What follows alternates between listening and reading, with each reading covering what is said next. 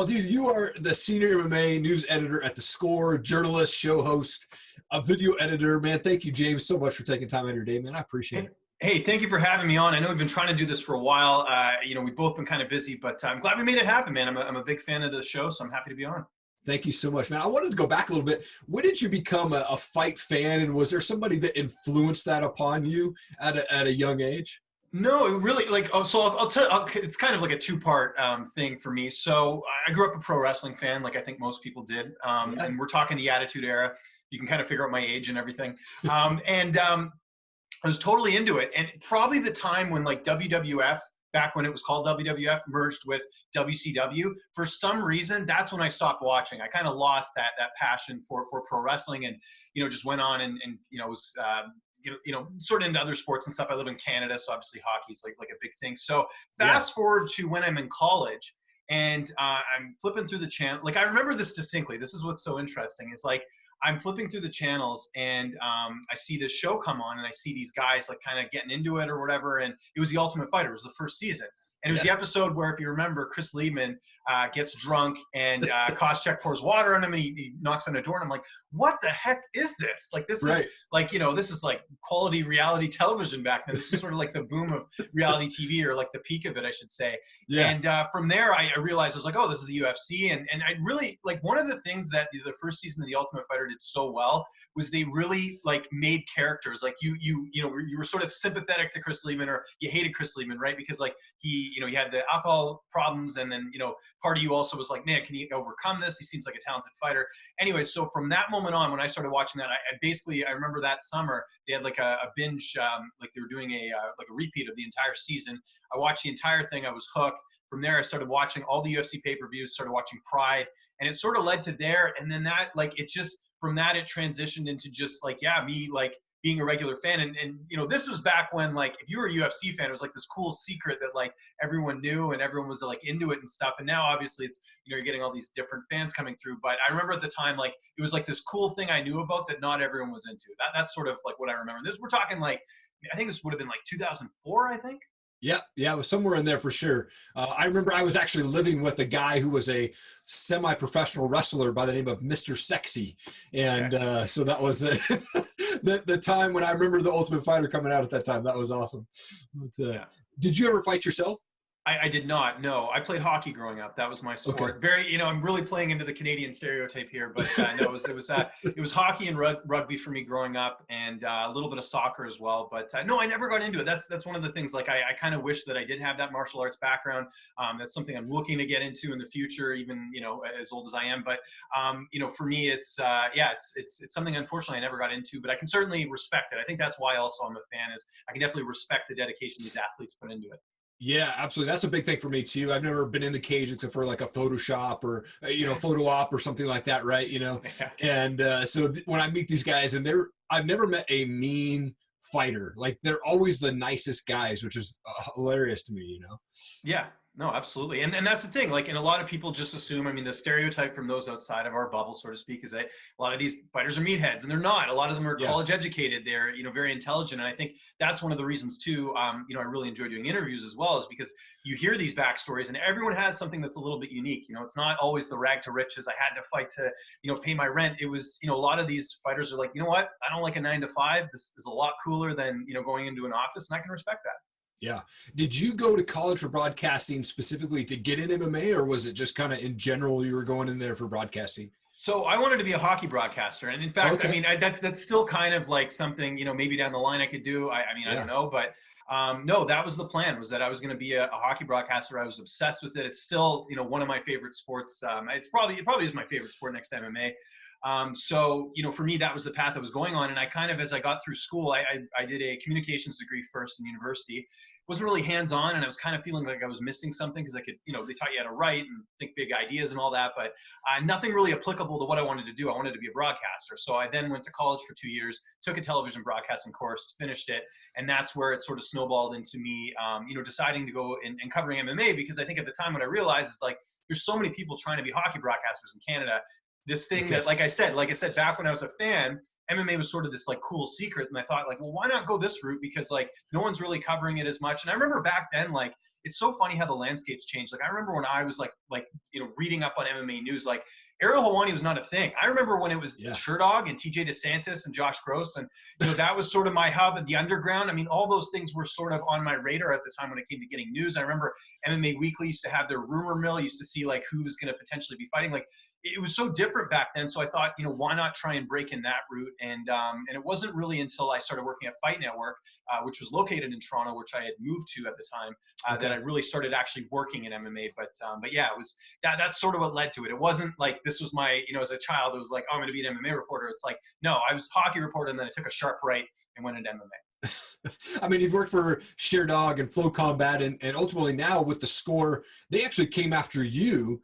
I'd love to hear how all that went down, man. That seems like a pretty cool opportunity that you're at theScore now, but they actually came to you to come work for them, right?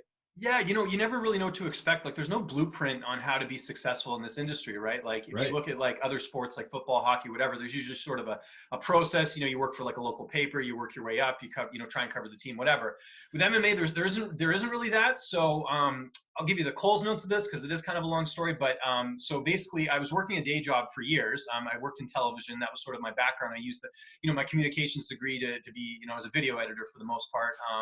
I was doing MMA on the side. And actually, I left Fight Network. I was there for about 3 years, and I left just because I wasn't making a lot of money. And I was getting older, and I was like, I got to start saving some money here. I can't just, I can do this dream as much. And the other thing was I wanted to be on camera, right? So back when I was at Fight Network, it was Robin Black, and it was John Pollock, and it was John Ramsey, and there was no chance I was going to get a spot there with 3 people ahead of me, right, that had been there for a while. So I made the move to TSN. I worked there as an editor, and while I was at TSN, I decided to start writing because they didn't have anyone doing any stuff for their MMA site. And this was before they got the UFC rights. At the time when I was there, Sportsnet had the rights in Canada, so TSN wasn't like, they weren't huge into MMA like they are now. Right. So I was freelancing with them for a bit. From that led to me doing a podcast, not with TSN, but just on the side, which ended up getting picked up by MMA Oddsbreaker. And then MMA Oddsbreaker, like they were like, hey, we'll host your podcast and all this. And then I sort of looked into it and I was like, hey, well, what if I did some writing? And because it was a paid job, which was great. Like, paid gigs are very few and far between. So I started doing the podcast, and I started doing writing. And then I was kind of like, I like doing these interviews on my podcast, but I hate transcribing. And I'm like, I've always wanted to be on camera. So that's sort of the birth of where the video interviews started. And I got to give credit to Frank Trigg, because he actually worked at Oddsbreaker at the time, and he was doing video interviews. And I was kind of like, I could do this too. And I asked, the owner, I said, would you be opposed to me doing video interviews along with Frank? I won't focus on the big names. I'll focus on sort of the regional fighters, because I don't think a lot of them, get the exposure that they want. Yeah. And so that's sort of what started. I mean, this was back in 2013, 2014. And I just was like, I'm going to interview as many people as I can, because like I need the experience, right? So, so fast forward. So we'll start with that. So I was freelancing with Oddsbreaker. I still had my day job. I think at the time I had moved to Discovery Channel, and then I moved to Rogers, which is where I was up until 2017. And at that point, I was freelancing for Oddsbreaker. I wasn't freelancing for TSN anymore because the company I worked for in my day job, they're like a competitor of TSN. So it was a conflict of interest. So I had to give that up, and I ended up freelancing for their network, Sportsnet. Gotcha. So it's freelancing for Sportsnet, freelancing for Oddsbreaker, and then Flow Combat actually came to me as well, and I ended up doing some stuff for them for a couple of years. So fast forward to October 2017, I'm going to be a dad for the first time. I can't do both of these things. I can't have a day job and I can't do this on the side. And I just couldn't imagine me giving this up, because I had worked at it for years. And I was like, there's no way. I love doing this. So I kind of added up, I crunched the numbers a little bit, and I'm like, you know what? If I get on a couple more outlets, I could probably just do this full time. Yeah, I'd be losing the benefits and all that, but like, I really love doing this. Like, it'd be worth the move. So I took the leap. Got on with Fightful, got on with Fansided at the time, and I did that full time. I switched a couple outlets here and there. I substituted Fansided for Sherdog, and I picked up some other outlets. Turp House, which is a CBD oil company, brought me on to do some interviews for them. So I was basically freelancing for about 6 websites up until May of this year, and I was fine doing that. I mean, there's always struggles when you're a freelancer. You never know if there's always going to be work, and it's always unpredictable. But what I liked about being a freelancer is that if I ever got let go from a position, I'd still have income coming in, and that was always nice. I mean, the pay wasn't amazing, but it was enough where, I could support my family. So fast forward to May, Score comes at me, and I was kind of under the mentality, like, I'll only take a full-time position if it's something that fits. So when the Score came to me, they're like, we're interested, we want to build our department, all this, blah, blah, blah. And I said, okay, well, here's what I do. I do video interviews, as I'm sure you guys see. I have a lot of contacts now because I've spent years sort of building up those relationships. Yeah. And I'm like, is this something you guys are into? And they're like, absolutely. And, you know, we're interested in covering events and paid travel and all that. And I was like, all right, well, this works. So I left 6 websites and I went to this job because one of the things I think people watching this, I don't know if they're aware, like full-time jobs in MMA are like few and far between. They're kind of like the unicorn of this world. Like it's Right. like if I had to give a percentage of people that cover this full-time, I'd say it's as low as like 15 to 20%. Like a lot of the people you see at events are not people that cover this full-time. They do it on the side because there's just not a lot of money and there's not a lot of full-time positions available. So my thinking at the time was, I got to take this. Now, of course, what happened after that was they did all those hirings with, you know, the Athletic and Junkie and all that. But I still think at the time it was the right decision because you know, I was going to get to do what I like doing, which is my video content. So yeah, so pretty much that's what happened, and that's where I've been ever since. Come on, man. That's awesome, dude. One of the cool things I like about your show is they're short, they're digestible. You know, they kind of get right to the point there. Was that kind of your plan when you started interviewing fighters, that short sort of episode versus those hour-long podcasts? Well, that's the thing too. I was realizing that there's so many MMA podcasts out there. I kind of discovered this years ago where I'm like, why would someone listen to my interview with a fighter when like Ariel Helwani's probably interviewing the same fighter or something along those lines? Or why would you hear my UFC breakdown over Luke Thomas's, right? Like a lot of people I don't think that. They think that I'm just, I like there's really people who, and I don't mean to crap on certain people, but it's like there's people who are just so like, they don't get it, where it's like, they just think that, well, I have such a unique take. That's not enough. Like, unless you're really specific, you have found a specific niche, like that's the wrong mentality to have. I'm not saying don't cover the UFC or don't cover that, but just know that you're in competition with like 100 other people. Like there's people all over the world covering the sport, and the key is to find that niche. So what I did with the video interviews was, yeah, number one, I focused on regional fighters because not a lot of them get exposure. I see more getting it now, which is great. Yeah. 2, a lot of people weren't doing video at the time, which I think is important. Get the camera time, you know, all that. I mean, there's fighters that they need to learn this, right? Like when you're getting interviewed post-fight in the octagon, you got to have a good interview because it's going to determine who you're going to fight next. It's going to determine your pay scale. We've learned that in a lot of ways, the self-promotion side of it. And I'd say the other thing too is just that, yeah, I'm someone who, you know, I don't have a short attention span. So I want to get to the point. I don't need to drag this on. And you have to remember on YouTube, like people aren't going to sit and listen to like a 1-hour thing. They might, maybe they're in an office job and they have time, but there's just so many podcasts out there. So I wanted to make it individual and I wanted to make it shorter. So that's why I always aim for about 10 to 15 minutes. And for the fighters, it's easier too. Like a lot of them are busy. They have, you know, training and they have families and things like that. So for me, it was just a little bit easier for them to do. And there wasn't that pressure of knowing it's like, oh God, like I got to get out of here. And like, I don't know what to say, right? Like I'm sure some of them have had to experience that, but the shorter, the better. Yeah.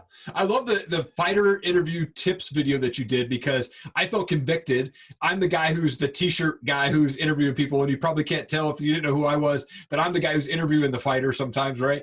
So here I'm wearing a collared shirt based off your video. Like I had to make sure that's something definitely that I want to, you know, be more professional at. But how important is that for guys who are interviewing fighters to have that professional look when they're either doing video or, you know, at an event? So and you know, I wasn't singling you out or anything like that. Like for me, it's just my opinion. I think that if you're watching a video, you should know who's doing the interview, and I think part of that is dressing the part. And you know, I see people, you know, wearing t-shirts, wearing hats or whatever. I mean, if that's like a gimmick you want to run with, fair enough. But I just don't see the advantage of it. I think you know, wearing a collared shirt, nothing too crazy. I'm not wearing a suit every day. I mean, you know, I do like dressing up, but I don't need to do that for every single interview. I think just looking professional is important, and especially at events. Like it drives me nuts that I'll see even at UFC events, I'll see people wearing like runners, wearing like, you know, the bare minimum they have to. Why wouldn't you go the extra mile? You know, like if you're doing an interview, you want to know who's being interviewed, right? Like it's like sometimes the fighters are better dressed than some of the media members, and I just think it's one of those small things you can do that really goes a long way. And you know, I'm a boarding school guy. I went to, you know, private school in high school, so I've kind of always had that mentality, like you don't get a second chance to make a first impression, so why not look your best? Right. Yep. Absolutely. Now you've interviewed several hundred fighters, maybe even in the thousands. I'm not sure, but what's the most awkward moment that you've had with a fighter while interviewing them? Well, it doesn't exist on my channel anymore. I kept it up for a while, but I had a fighter actually get upset with me on air, like after the first question, because of something. I interviewed another fighter and they were talking smack about said fighter. Now, this fighter, I think, like, and this isn't anyone like notable. It's like a regional fighter. So I interviewed this fighter, like we set up the interview, got everything to go, and like I just assumed everything was fine. And then first question is like, I don't appreciate how you said this about me. And I had to cut him off mid-sentence and being like, look, I didn't say anything. So the fighter I was interviewing said something bad about you, but that's my job. I have to interview fight, and then it wasn't like I was egging the fighter on. I just said, I think I was asking the fighter why the fight didn't happen, and this guy, the fighter, sort of went off on the other fighter. But it was so awkward on air, and I'm like, this doesn't benefit anyone because you look like I put the interview up and I said, look, I got nothing to hide. I'll throw it out here. This Yeah. is the interview. And I let it live. I think I'd probably let it live for like a year, but then after that, it's just like, there's no point in me keeping it up. So I took it off, I think like a year later, but I did keep it up for a while. But people were coming to me being like, you were in the right here. Like, you did your job. Like, this person's just being ridiculous. So, Yeah. I mean, I've had moments like that. Like, not every interview goes according to plan. Another one that comes to mind, just like totally unexpected. If you go watch the media scrum for, I'm trying to remember which fight it was a Robbie Lawler fight. I want to say it was his fight against, was it against Askren? No, it might have been the fight before that against, trying to remember which fight it was. Anyways, I'll have to look this up. But I asked him about the Wonder Boy fight because BJ Penn had reported, I think that year in January, whatever, I found the article and everything, that he was rumored to fight Wonder Boy. And I just brought up the fight. I said, is that something you'd be interested in after this fight, right? Like, just like, this was during a media scrum. And Robbie, like, gave me like this stone cold look, and he was all upset, and he's like, that fight was never in the works or whatever. And I was like, okay, like what, like he was so upset that I had asked him this, and I'm like, this is like a regular question. So sometimes you'll get stuff where it's unpredictable, right? So you have to be on your toes at all time. You never know. But Robbie Lawler definitely gave me the death stare for absolutely no reason. Interesting. Is there ever fighters you talk to that were like, man, this guy's just like the coolest, down to earth, chill dude I've ever talked to?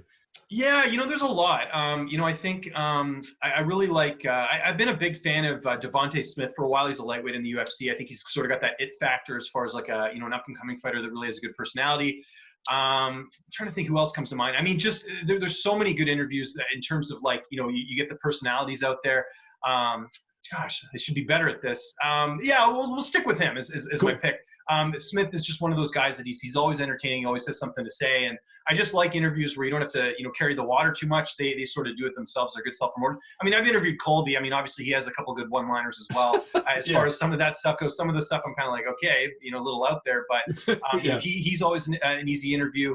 Grant Dawson's another one. He's actually fighting on the UFC 246 card. He had a great line just about the division and just talking about how, he's fighting tougher opponents. And I like it when fighters sort of come prepared and they know what to say. And that always makes the interview a lot easier. Yeah, absolutely. I wanted to transition to just a few fun questions here real quick. Absolutely.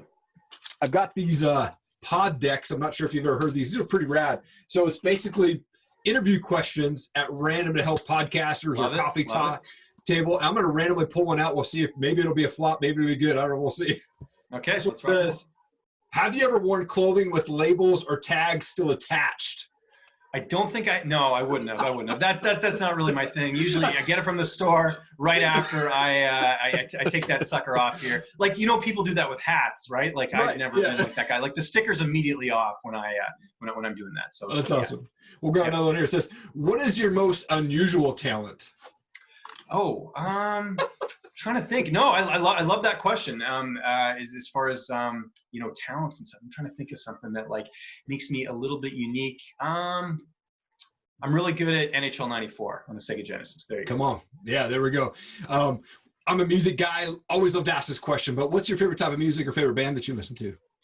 It's kind of a variety. I really like, I'm very nostalgic. I like a lot of the 90s grunge music. I've seen Pearl Jam in concert a few times. I saw Soundgarden when they, got back together, and this was, before Chris Cornell unfortunately, passed away. Yeah. I'm a big fan of the grunge music because it brings me back to my day. And I also am from the West Coast, so it was obviously big here when I was growing up. Seattle is like 3 hours away from where I live. So, I'd probably go with grunge music. As far as like a favorite album, I don't think I have one, but I definitely like anything from the 90s grunge era, Pearl Jam, Soundgarden, any of that stuff, sign me up. I'm totally down for that. Two more questions for you. What's the best part about being a dad? Just seeing my son kind of vicariously live through me and just sort of seeing myself, vicariously live through him and just see what he's able to learn and just every day learning something new. It's honestly the best thing in the world, especially the age he's at now. He's about 2 and a couple months now. Oh, yeah. And he's just like every day he learns something new and he's got like a sense of humor. And it's just, the real question is what's not to like about being a dad. There's too many good things. Yeah, absolutely. My kids are 6 and almost 10, and man, it's so much fun. Absolutely. Last question. This video will actually air on the 18th of January. Who wins the fight, McGregor or Cowboy? I'm going to go McGregor in this one only because I think that with it being 5 rounds and with McGregor just needing to land one shot, and we've seen Cowboy take a lot of damage, been knocked out a lot. I think that happens. But I will say, I think the betting line on this is off a lot. I mean, I think it should be closer to almost a pick 'em because of the fact that Cerrone Cerrone's not at 55, so he's less susceptible to the knockout. He's got exceptional cardio. You know, that's one of the things people don't talk about. This guy can go 5 rounds. McGregor's had some cardio issues in the past. And just the fact that Cerrone's got, I forget how many submission wins, but a lot. And all of McGregor's losses have been by submission. So you think if the fight goes later and he's not able to land that shot, kind of like he did with Khabib, there's a chance that if Cerrone gets us to the ground, he could submit him. So I'll say the pick will be McGregor, but the value for sure is on Donald Cerrone if you're looking to bet the fight. Yeah, absolutely. And I love Cerrone, and I've never really been a huge fan of Conor, but I like Cowboy. But, you know, it's interesting to hear Cowboy say that he does not want to take this to the ground. He wants to keep it standing and kind of put this to test and entertain people. So we'll see. I hope that Cowboy pulls off the win. Definitely Conor's got that one-hit knockout power, though, for sure. And you got to think the UFC knows what they're doing with this matchmaking, because there's a lot of different opponents that they could have put forward. And I see a lot of people complaining about the Cowboy matchup, but you guys have to remember that, like, this is a business. Conor loses another fight, that's bad for business. You know, Ronda Rousey, I always bring up this example. Ronda Rousey could have fought anyone else on the roster after losing to Holly Holm other than Amanda Nunes, and she probably wins. She fought the worst. She not only fought the toughest pound-for-pound best fighter ever in Amanda Nunes, she also tried to stand and trade with her. Mind you, Nunes has a good ground game too, but I always look at that as an example of just a bad business decision. And I know Ronda sort of pushed for that fight, but come on, there's nothing wrong with a tune-up fight every now and then. Just ask Aaron Pico. Yep, absolutely. Just wanted to also give you an opportunity, James, to just really give a shout out to your family, teammates, anything like that, man. Websites, anything. The camera's all yours, man. Absolutely. Well, I think my family is my teammates. So, you know, shout out to my wife, Trisha, my son, Landon, my cat, Fuji. You can't see her on camera, but in my older videos, you can see him in the background a little bit. But thank you to you, man. Like I said, I'm a fan of your show. I like the different approach you take. I'm always a fan of video content, so it's been awesome to be on here. Your audience can follow me on Twitter and on Instagram at Lynch on Sports. That's LYNCH on Sports. theScore. Check out my stuff. YouTube.com/theScore MMA. We're always trying to do something a little bit different. You know, there's a lot of media outlets out there, and, you know, they're all trying to, you know, sort of get to the same rat race of getting the interview up first or getting the bigger names. We're trying a few different things here, and, you know, hopefully it pans out, and hopefully it's stuff that you guys enjoy. And I'm always open to new feedback. So if you guys have any suggestions for video concepts or whatever, let me know. I can do a bit of everything. You know, I can do some interviews, I can do some video features, things like that. So definitely want to find that audience that's looking for something else. So that's what we do at theScore. Awesome, man. James, it's such an honor to be able to talk to you. Thank you so much, man, for what you do, and thank you for taking the time, man. I appreciate it. Thank you for having me on, man. I look forward to it. Guys, thank you so much for hanging around. Really appreciate it. If you'd like to see more videos from Top Rated MMA and the Bearded Biz Show, please click the playlist and also hit subscribe to our channel. Become part of the Top Rated MMA and Bearded Biz community. We would really appreciate your support. Also, please leave a comment below. I will read and respond to all of them. Thank you so much. Have an awesome day.